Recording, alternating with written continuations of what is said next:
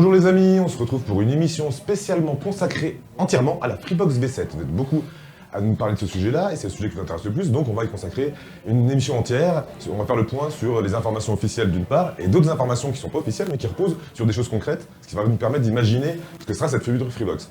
Je vais vous en parler avec Max d'une part. Bonjour Max. Bonjour Olivier. Et Tristan d'autre part. Bonjour Olivier. Et on va aussi accueillir un développeur tout à l'heure, parce qu'on reviendra sur les scènes d'exploitation. Donc en fin d'émission, il y a un développeur qui va venir avec nous également. On va commencer par deux informations officielles qui ont été données par Free, qui est à savoir la sortie de la Freebox, donc qui aura bien lieu en septembre 2018. Donc là c'est sûr, ça a été annoncé, comme vous l'avez déjà dit, à la convention Free du mois dernier. Et deuxième chose qui a été annoncée et qui est sûre, c'est qu'il n'y aura pas une box, mais deux box. Donc il y aura une box haut de gamme et une box d'entrée de gamme. Donc a priori, cette deuxième box, on ne sait pas exactement ce que ce sera, mais ce sera une Freebox V7 bis, certainement avec moins de services. Donc ça, c'est les informations officielles qui ont été données par Free, donc ça, on en est sûr. Troisième chose dont on est sûr, c'est qu'elle sera plus chère que les box actuelles, donc ça devra être, a priori, au-dessus de la Freebox Révolution. Ça remplacera pas forcément la Freebox Révolution, ce sera a priori une box plus haut de gamme que la Freebox Révolution. Donc ça c'est pour les informations officielles. On passe tout de suite à une information qui repose sur des choses concrètes, mais qui n'est pas officielle. Alors, donc tu peux nous en parler Max, la première chose c'est un assistant intelligent, c'est ça? C'est ça, donc si la V7 ne ressemblera en rien à ce qui existe jusqu'à présent, elle pourrait intégrer effectivement un assistant virtuel répondant au doux nom d'OK Freebox. Ce sont nos confrères de Mac Génération qui ont donné cette information le mois dernier. Donc d'après le site, Free aurait demandé à ses employés d'enregistrer l'accroche verbale OK Freebox et une dizaine de mots piochés au hasard donc dans des salles spéciales munies de micros, en faisant passer le tout pour un simple challenge. Donc voilà, donc visiblement le but recherché était de capter un maximum de prononciation, d'accent, de tessiture. Donc l'information paraît plausible. Donc on peut très bien imaginer l'intégration dans la V7 donc d'un assistant intelligent maison.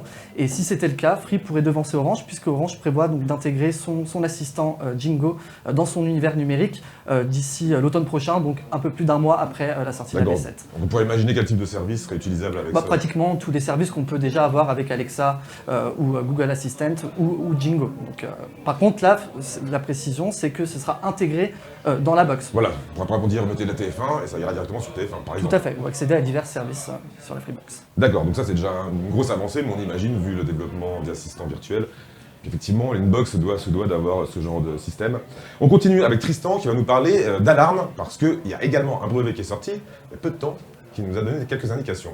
C'est ça, exactement. Il y a un brevet qui a été déposé par la société Freebox, donc ça laisse peu de doute sur la finalité de l'utilisation du brevet, en septembre 2016, qui décrit un système d'alarme connecté d'un nouveau genre, qui permettra, avec un seul capteur infrarouge multizone placé au plafond d'une pièce ou au plafond, de surveiller toute la pièce, là où actuellement, dans les systèmes qu'on utilise pour les alarmes, il faut une multitude de capteurs et des caméras infrarouges pour sécuriser une pièce. Le système il sera capable de compter les personnes présentes dans la pièce et aussi de suivre le déplacement, les mouvements des personnes à l'intérieur. Donc du coup, ça va permettre de réduire les coûts d'installation, ce qui est expliqué dans le brevet, puisqu'il y aura moins de matériel. Le système ne pourra pas être trompé par un radiateur, parce qu'on peut imaginer qu'une source de chaleur qui apparaît, un radiateur qui se déclenche, pourrait déclencher l'alarme. Alors non, Free ont pensé à tout, le radiateur ne pourra pas tromper le système. Il sera capable aussi de repérer une personne qui se sera endormie dans une pièce, donc une source de chaleur, et qui se réveillerait, qui se mettrait à bouger dans un endroit qui est censé être sécurisé.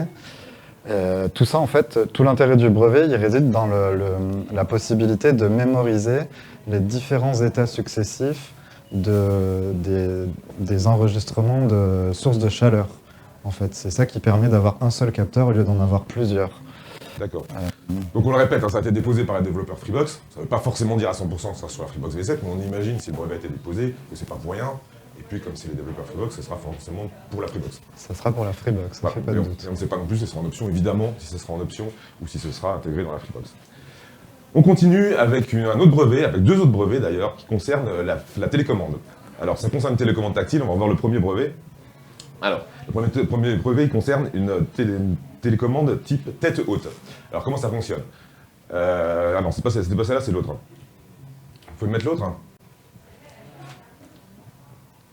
Voilà, c'est celle-là. Donc vous voyez tête haute, donc vous voyez la télécommande tactile qui est en bas du dessin. Donc en fait, je vous montre ici, voilà, donc en fait, il suffit qu'on pianote comme ça dessus, sans regarder l'écran, et on voit le clavier qui s'affiche directement sur l'écran du téléviseur. Donc ça permet de taper son texte, si on veut faire une recherche ou quoi que ce soit, de le taper directement en regardant l'écran qui est en face sans avoir besoin de regarder l'écran de son téléphone. Donc ça c'est la première chose. La deuxième chose, le deuxième brevet, il permet, alors si on peut le voir, voilà, je me décale un petit peu. Donc le deuxième brevet, comme vous voyez, suivant la position des doigts sur la télécommande tactile, on va reconnaître automatiquement, la télécommande va reconnaître automatiquement si elle doit se mettre en portrait ou en paysage. Donc vous voyez, donc si je mets mes doigts comme ça, il va savoir que peu importe la façon dont je la tiens, la façon dont je la tiens, ça permettra d'avoir la télécommande en version portrait. Donc j'imagine en forme de télécommande, et par contre quand ça va être comme ça, il va détecter automatiquement, grâce à la position des doigts, qu'on veut taper quelque chose du texte, voilà, donc ça pourra se transformer en clavier si jamais on veut écrire du texte, faire des recherches écrites sur la Freebox. Voilà, donc ça c'est deux brevets qui ont été déposés il y a déjà quelques années, déjà 3 ans. Bon, on imagine qu'évidemment, vu que Free travaille sur la Freebox depuis 6 ans, tous les brevets qui sont déposés depuis, il y a de fortes chances qu'ils servent pour la Freebox V7. Donc voilà, donc pour la télécommande, donc a priori qui devrait être tactile, hein, c'est pas, dans les brevets c'est jamais précisé exactement ce sera pour quelle Freebox, hein, c'est marqué pour une Freebox, c'est pas marqué pour la Freebox V7. Donc voilà, donc il y a des chances que ce soit intégré et qu'il y ait une télécommande tactile sur cette nouvelle Freebox et qu'elle ait des fonctionnalités comme celles que je viens de vous présenter. On continue avec d'autres innovations qui devraient être intégrées dedans, et ça part de son ce coup-ci. Alors c'est toi qui nous en parles, Max? Tout à fait, donc on le savait, la Freebox V7 sera une box très haut de gamme, donc elle va apporter son lot d'évolution. Et d'après French Web, elle pourrait donc intégrer une barre de son Devialet, ou du moins un système audio de Devialet. Donc l'information me paraît crédible puisque Xavier Niel est actionnaire de cette startup, donc qui développe des enceintes très haut de gamme, mais aussi des enceintes connectées du type Phantom. Alors cette information fait tout de suite penser à un autre brevet déposé par Free donc en 2015.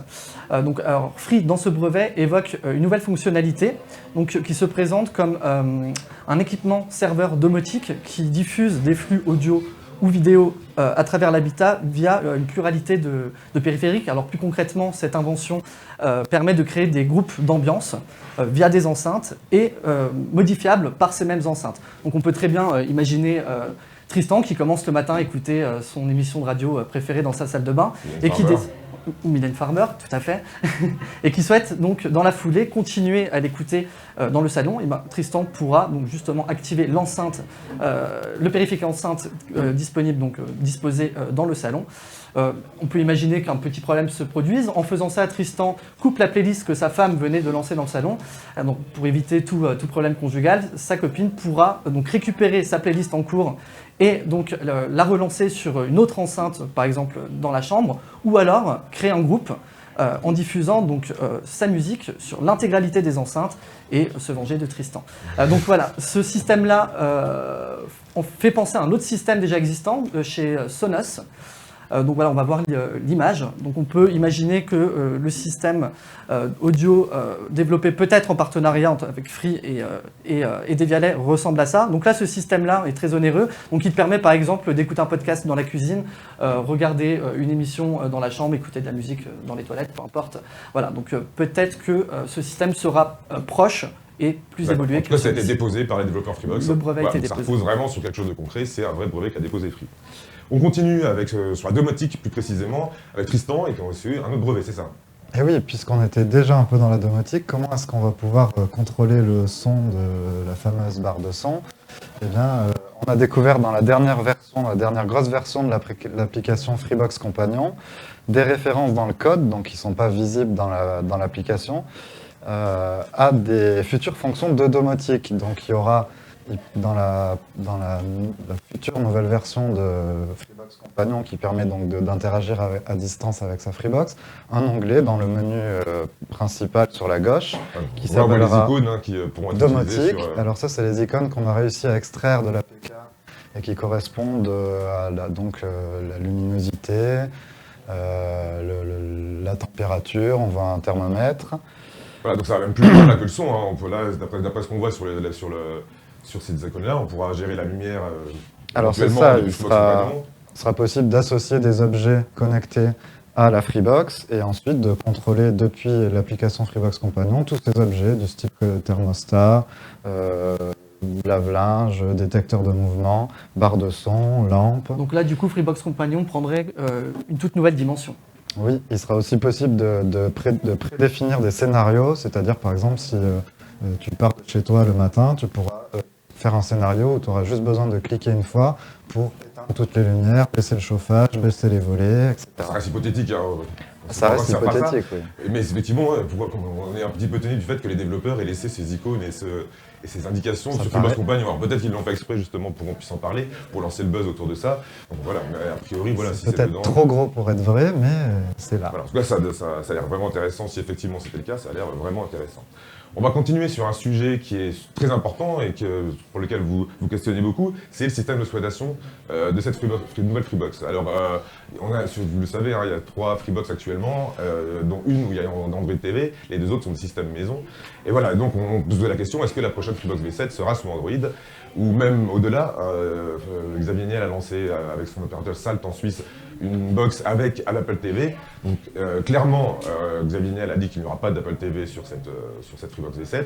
Et il a laissé entendre pour Android TV que ce ne sera pas le cas non plus. On vous laisse un petit extrait de Xavier Niel qui avait répondu à cette question à nos confrères de 01net. Là, donc c'est de l'innovation, extrêmement bon marché. Et c'est ce qu'on sait faire en France et c'est ce qu'on a envie de faire en France. Bon, et elle sera sous Android TV, cette V7 ?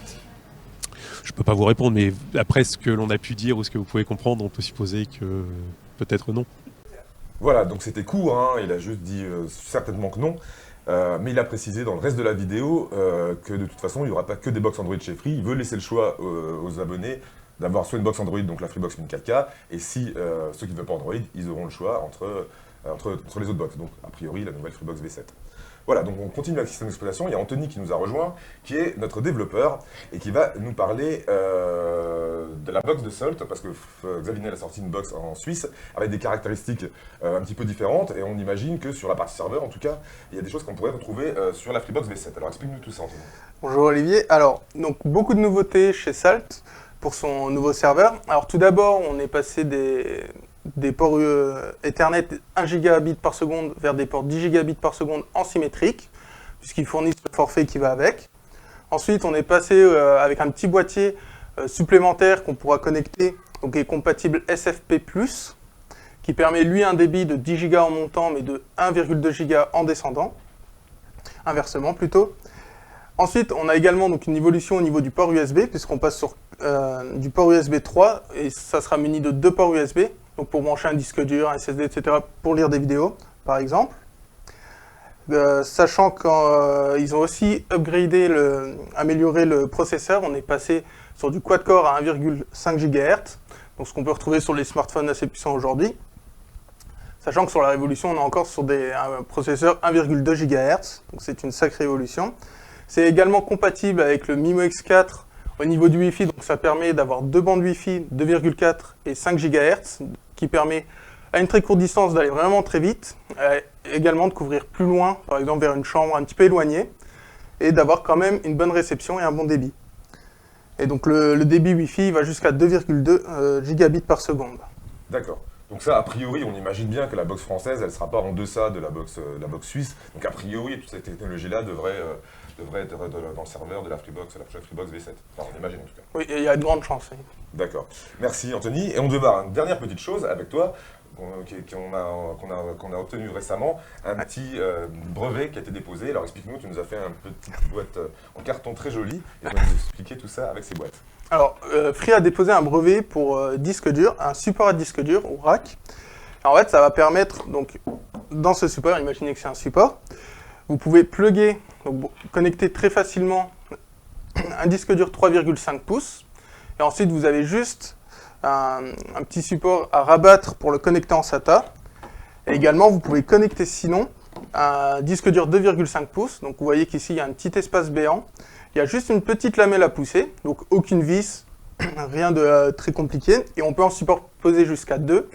Et le petit clip, le petit bout de plastique qu'on va rabattre va permettre de connecter jusqu'à 2 disques durs 2,5 pouces en SATA. Donc ça permet une maintenance beaucoup plus facilitée, voire même un changement chez les utilisateurs. S'ils veulent changer de disque dur, ils pourront évoluer vers un double disque dur, vers un SSD, etc. Voilà, on imagine, hein, c'est pas marqué dans le brevet, mais on imagine que ça pourrait être amovible, qu'on pourra rentrer le rentrer et le sortir de la Freebox et donc changer facilement son disque dur. A priori. Et deuxième chose, on imagine aussi peut-être qu'il y a une des deux box, hein, en tout cas la box d'entrée de gamme, où il n'y aura peut-être pas de disque dur dedans, parce qu'il faut savoir qu'il y a le prix du disque dur et puis il y a aussi la taxe pour copie privée qui s'ajoute à tout ça, donc ça ferait une sacrée économie sur une box d'entrée de gamme de ne pas mettre de disque dur et de laisser la possibilité aux abonnés de choisir la taille de leur disque dur. Donc voilà, donc on imagine que ça pourrait être ça, ou à la limite rajouter disque dur si on veut plus de capacité. Voilà, donc on a terminé avec cette émission spéciale Freebox V7. Si on a oublié des choses, n'hésitez pas à nous le dire dans les commentaires. On fera le point régulièrement de toute façon hein, sur les évolutions. S'il y a d'autres nouveautés, on fera le point avec vous. On vous dit en tout cas au revoir et à très bientôt. Ciao.